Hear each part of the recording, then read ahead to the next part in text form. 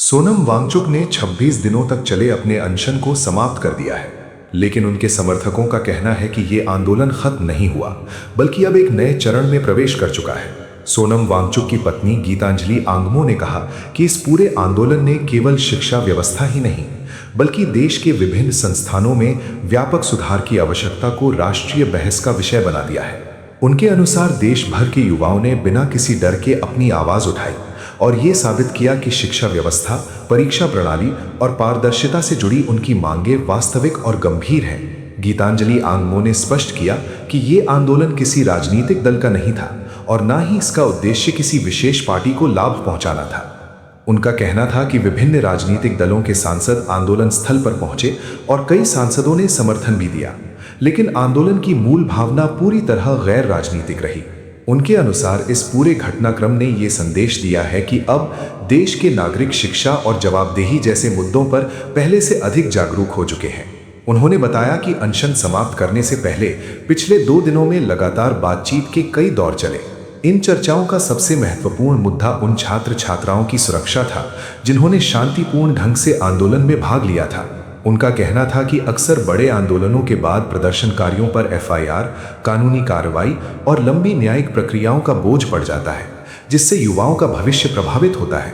इसी कारण सोनम वांगचुक ने बातचीत में इस बात पर विशेष जोर दिया कि छात्रों के खिलाफ कोई दंडात्मक कार्रवाई ना हो और उन्हें किसी कानूनी परेशानी का सामना ना करना पड़े। उन्होंने दावा किया कि इस संबंध में मौखिक सहमति बनी, जबकि लिखित आश्वासन मिलने की प्रतीक्षा के कारण अनशन समाप्त करने में कुछ समय लगा। धर्मेंद्र प्रधान के शिक्षा मंत्री बने रहने के सवाल पर गीतांजलि आंगमो ने कहा कि जवाबदेही की मांग समाप्त नहीं हुई है। उनका कहना था कि सरकार पर जवाबदेही तय करने का दबाव पहले से कहीं अधिक बढ़ गया है।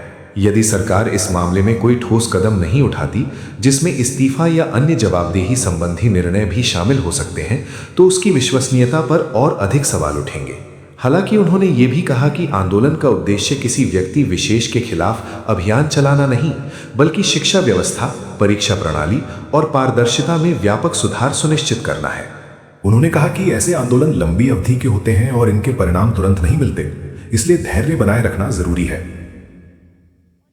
उनके अनुसार अब सरकार पर नैतिक और सार्वजनिक दबाव बढ़ चुका है और आने वाले समय में सरकार को इस विषय पर कोई निर्णय लेना पड़ सकता है। सोनम वांगचुक के अगले कदमों के बारे में उन्होंने बताया कि फिलहाल उनका पूरा ध्यान स्वास्थ्य लाभ पर रहेगा। लंबे अनशन के बाद उन्हें धीरे धीरे सामान्य भोजन दिया जा रहा है और डॉक्टर लगातार उनके स्वास्थ्य की निगरानी कर रहे हैं। आंदोलन के भविष्य को लेकर चर्चा जारी है और आगे की रणनीति स्वास्थ्य में सुधार के बाद तय की जाएगी। सीजेपी के भीतर मतभेदों की अटकलों को उन्होंने पूरी तरह खारिज किया। उनका कहना था कि यह पूरा आंदोलन एकजुट था और सोनम वांगचुक इसमें मार्गदर्शक की भूमिका निभा रहे थे। उन्होंने कहा कि पुलिस की पाबंदियों के कारण कई सहयोगी और समर्थक आंदोलन स्थल तक नहीं पहुंच सके, इसलिए इसे किसी आंतरिक विवाद के रूप में देखना गलत होगा। उनके अनुसार सभी लोग लगातार संपर्क में थे और समन्वय के साथ काम कर रहे थे। प्रदर्शनकारियों के लिए संदेश देते हुए उन्होंने कहा कि सोनम वांगचुक सभी युवाओं का दिल से आभार व्यक्त करते हैं, जिन्होंने किसी व्यक्ति, संगठन या राजनीतिक दल के लिए नहीं, बल्कि अपने भविष्य और शिक्षा व्यवस्था में सुधार के लिए आवाज उठाई है। उनके अनुसार इस आंदोलन ने देश की सामूहिक चेतना को झकझोर दिया है और अब इसे आसानी से भुलाया नहीं जा सकता। उन्होंने कहा कि यदि राजनीति जीत जाए और बच्चे हार जाएं, तो यह पूरे समाज की हार होगी। इसलिए सभी राजनीतिक दलों और समाज के सभी वर्गों को दलगत हितों से ऊपर उठकर शिक्षाओं और आने वाली पीढ़ियों के भविष्य के बारे में सोचना चाहिए। अपने व्यक्तिगत अनुभव साझा करते हुए गीतांजलि आंगमो ने बताया कि 26 दिनों का यह दौर उनके परिवार के लिए भावनात्मक रूप से बेहद कठिन था। वे लगातार सोनम वांगचुक के स्वास्थ्य को लेकर चिंतित रहीं, हालांकि डॉक्टरों की नियमित निगरानी और जांच के कारण उन्हें भरोसा था कि उनकी स्थिति नियंत्रण में है। उन्होंने स्वीकार किया कि अपने पति को दिन ब दिन कमजोर होते देखना बेहद पीड़ादायक था, लेकिन उनका मानना था कि किसी बड़े उद्देश्य के लिए किए जा रहे संघर्ष में परिवार को भी दृढ़ता के साथ साथ देना चाहिए। उन्होंने कहा कि आलोचना हर बड़े आंदोलन का हिस्सा होती है, लेकिन यदि कोई सार्थक परिवर्तन लाने की कोशिश करता है तो आलोचनाएं स्वाभाविक है। उनके अनुसार शिक्षा सुधार और छात्रों के भविष्य की लड़ाई अभी समाप्त नहीं हुई है और ये आंदोलन आगे भी अपने व्यापक उद्देश्य के साथ जारी रहेगा। हमारे साथ इस समय गीतांजलि आंगमो है। मैम, जुलाई 23 की शाम और जुलाई 24 की सुबह के बीच इट्स फाइन कई डेवलपमेंट्स हुई हैं, इंक्लूडिंग सोनम जी ने 26वें दिन पे अपना अनशन ख़त्म किया है। क्या हुआ है एग्जैक्टली लास्ट ओवरनाइट, किस तरह की डेवलपमेंट्स रही है? जैसा कि पूरे देश ने देखा है कि पूरे देश भर में ये जागृति आई है कि हमें एजुकेशन सिस्टम ही नहीं बाकी सारे सिस्टम्स को ओवरहॉल करने की ज़रूरत है। और ये मे बी उस सबके दिलों में थी ये बात, पर सोनम वो स्पार्क बने जिसने ये इग्नाइट किया हर एक के अंदर कि ये फियरलेसली हम ये मांग कर सकते हैं। तो जो हमने देखा कि सबने बिना डरे आके ये मांगे, कि इसका मतलब कि ये सब जेन्युइन डिमांडें हैं। अभी बहुत सारे ये हम तो पॉलिटिक्स में नहीं हैं, हम हमेशा से ए पॉलिटिकल रहे हैं। अब पॉलिटिकल पार्टीज इसको क्या कलर देते हैं ये हमें इसमें कोई इंटरेस्ट नहीं है, लेकिन अच्छी बात यह है कि हर पॉलिटिकल पार्टी वहाँ अनशन पे भी आई। और कल जो रिप्रेजेंटेशन आया 65 एमपीज़ ने जो रिप्रेजेंटेशन भेजा और 20 एमपीज़ आए, वो भी सब पार्टीज़ को ये करते थे। तो ये तो एस्टैब्लिश हो गया है कि भारत अब जाग चुका है और कोई भी पार्टी अब ये सब चीज़ों को में पब्लिक को गुमराह नहीं कर सकती। सोनम जी ने अपने वीडियो में कहा कि लास्ट 2 दिन काफ़ी इंटेंस बार्गेनिंग के रहे। Can you give us a glimpse, क्या बार्गेनिंग, किस चीज़ की बार्गेनिंग हो रही थी और अल्टीमेटली ये कैसा रहा नेगोशिएशन प्रोसेस? तो हर एक प्रोटेस्ट के बाद आप देखेंगे कि उसके बाद हज़ारों FIRs वगैरह निकलते हैं और लीगल बैटल्स, लाठीचार्ज, ये जुडिशल इंक्वायरीज जो सब होती हैं ये चलती रहती हैं। जैसे जो लास्ट ईयर ले में हुआ सितंबर में, वो अभी तक मैटर क्लोज नहीं हुआ है। तो सोनम ये नेगोशिएट कर रहे थे कि बच्चों ने बहुत ही मैच्योरिटी दिखाई है जो इंडिया की जेन ज़ी है, और ये एक विश्व के लिए मिसाल है। इसको हम अपने अपने पर्सनल वेस्टेड एजेंडाज़ के लिए इसको हम वायलेंस और ये यहाँ ऐसे इतने बड़ी गैदरिंग में होते हैं ऐसे, और लेकिन हम डेलिबरेटली इसको एक वैसा कलर ना दें कि पार्टी वाला या वायलेंस वाला या कुछ भी। तो ये सोनम नेगोशिएट कर रहे थे कि बच्चों के ऊपर कोई आंच नहीं आनी चाहिए, क्योंकि जिन बच्चों के भविष्य के लिए हमें लड़ रहे थे वो इस प्रोटेस्ट के बाद ही अगर वो FIRs और इसमें फंस जाएं तो उनके बहुत साल इसमें वेस्ट हो जाएंगे। और ये उन्होंने कल ओरली अग्री किया, पर पूरा दिन ये वेट में गया कि वो लिखित रूप में ये देंगे।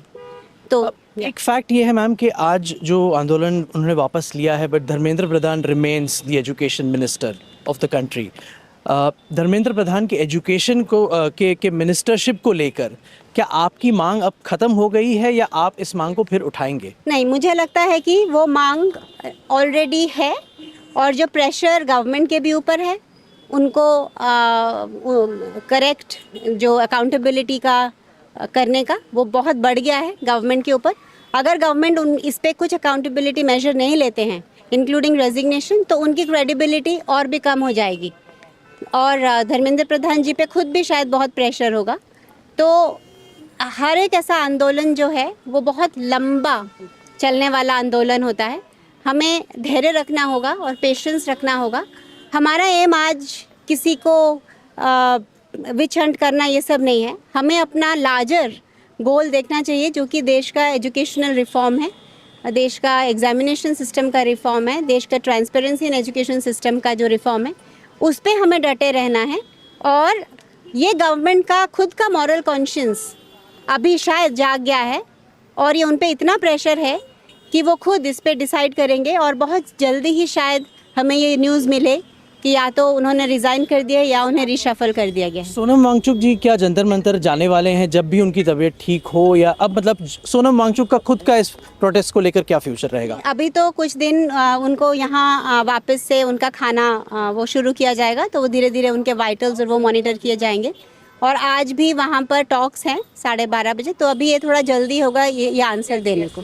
आपके जो क्रिटिक्स हैं मैम वो ये कह रहे हैं कि CJP के लोग यहाँ नहीं थे जब ये फास्ट अनशन तोड़ा गया।